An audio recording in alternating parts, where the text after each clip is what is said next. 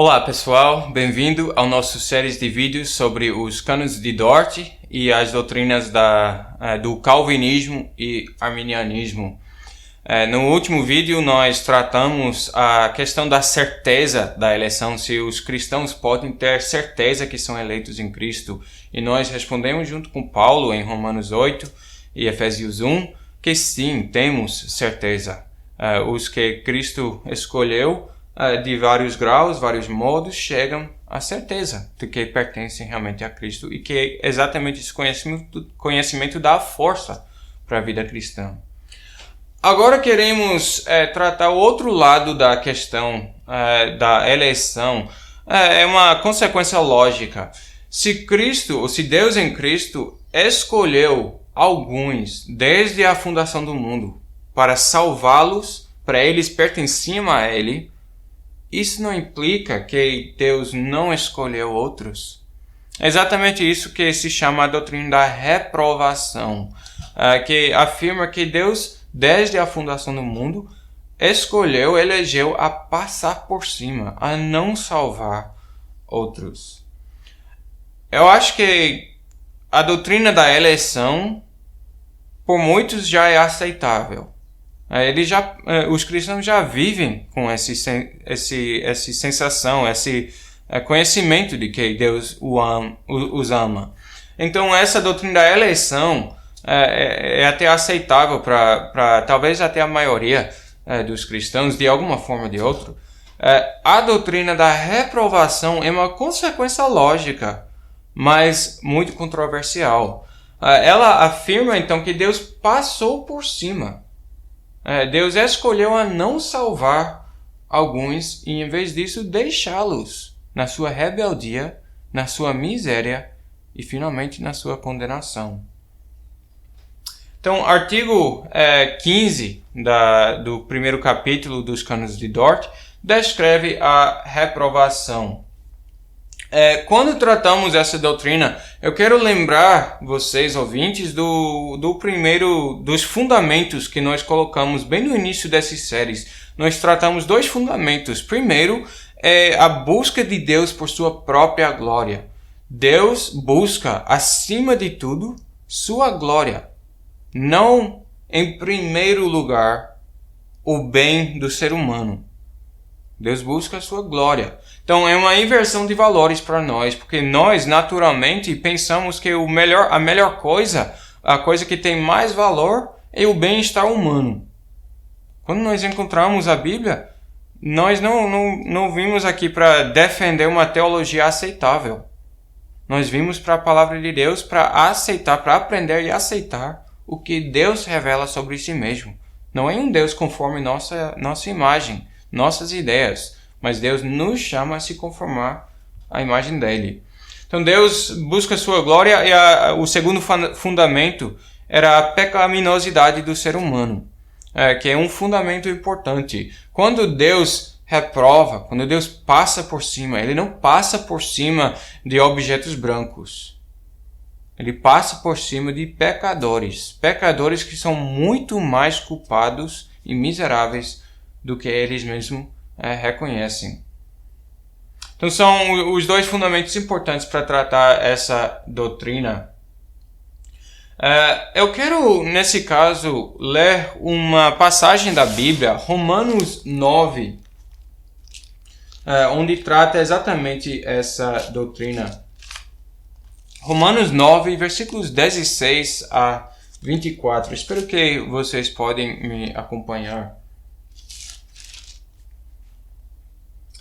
Diz assim: Assim, pois, não depende de quem quer ou de quem corre, mas de usar Deus a sua misericórdia. Porque a Escritura diz a Faraó: Para isto mesmo te levantei, para mostrar em ti o meu poder, e para que o meu nome seja anunciado por toda a terra. Logo, tem ele misericórdia de quem quer, e também endurece a quem lhe apraz. Veja que coisa pesada. Novamente, nós não vimos aqui para defender ou criar uma teologia aceitável. Vimos aqui para entender e aceitar o que Deus mesmo nos ensina. ele diz acerca de Faraó que ele endureceu o coração de Faraó. Ele deixou Faraó na sua rebeldia e o coração de Faraó apodreceu, endureceu, piorou. E Deus escolheu a não salvar Faraó. E mais ainda ele diz sobre Faraó: eu te levantei para essa proposta. Desde a fundação do mundo, Deus tinha uma proposta para Faraó. Para Deus mostrar sua glória, seu poder e sua ira contra Faraó. Uma doutrina pesada. Aí Paulo continua: tu, porém, me dirás, de que se queixa ele ainda? Pois quem jamais resistiu à sua vontade? Então o argumento é: isso é justo, o ser humano não tem como resistir. Se Deus já levantou o Faraó para essa proposta, então não é culpa de Faraó. A resposta de Paulo: quem és tu, ó homem? Quem és tu, ó homem, para discutires com Deus? Porventura pode o objeto perguntar a quem o fez: por que me fizeste assim? Ou não tem um oleiro direito sobre a massa, para do mesmo barro fazer um vaso para honra e outro para desonra?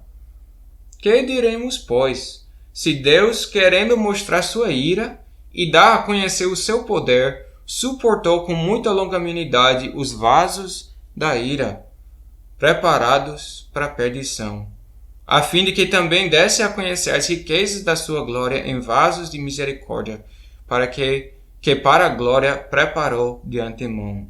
Então veja, novamente aqui ele enfatiza o que Deus está buscando. O que é que Deus está buscando? Nos dois casos, Deus está buscando sua glória.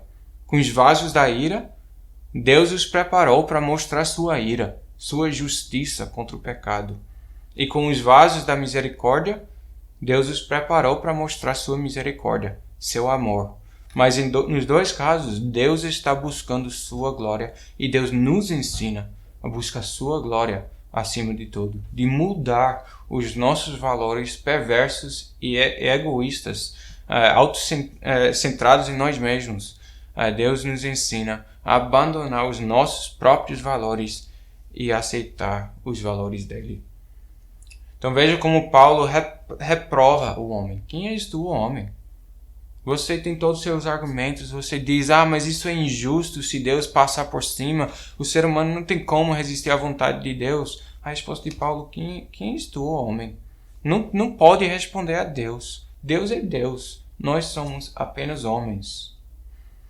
Agora, nessa doutrina da eleição e reprovação, é importante enfatizar que a eleição e a reprovação não são exatamente opostos.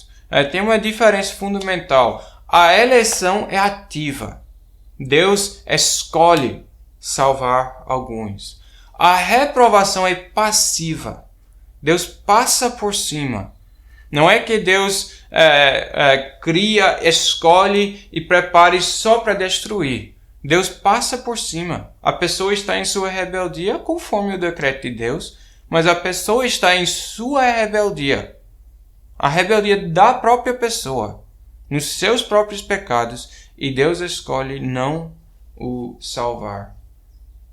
Então, a eleição, sendo uma ação ativa de Deus, a nossa eleição e nossa salvação é devido à misericórdia de Deus.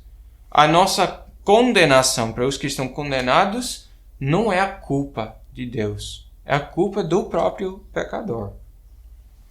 Aí, artigo 16 descreve três respostas a essa doutrina. E eu acho que são importantes para nós avaliarmos. A primeira resposta, ele diz: alguns ainda não discernem claramente em si mesmos uma fé viva em Cristo, nem confiança firme no coração, nem boa consciência, nem zelo para a obediência filial e pela glorificação de Deus por meio de Cristo. Apesar disso, eles usam os meios pelos quais Deus nos prometeu operar tais coisas em nós. Então essas pessoas não têm a certeza que eles querem, mas estão usando os meios. Quais são os meios? A leitura da palavra, participação nos sacramentos, também a vida cristã, a comunhão dos cristãos, eles vão para o culto. Aí usam os meios ordinários que Deus promete usar para fortalecer nossa fé, mas não chegam uma fé muito forte. Fica sempre sentindo fraco. Aí a resposta dos Cânones de Dort para essas pessoas é isso: eles não devem se assustar quando se fala da reprovação.